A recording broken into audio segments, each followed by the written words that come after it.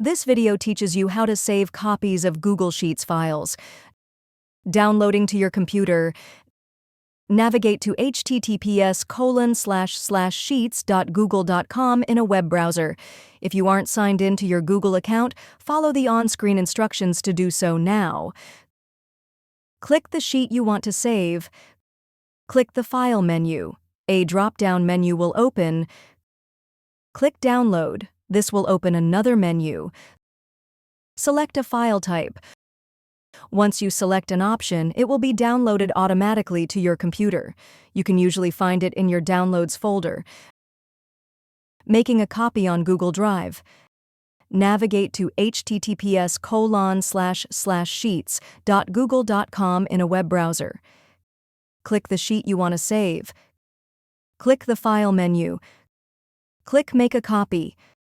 Type a name for the file. By default, the file will retain the same name, though the words "copy of" will be added to its beginning. Changing this title is optional. If you want to change the location, click My Drive underneath Folder and select a new location. Click Make a Copy. The copy will be saved to your Google Drive.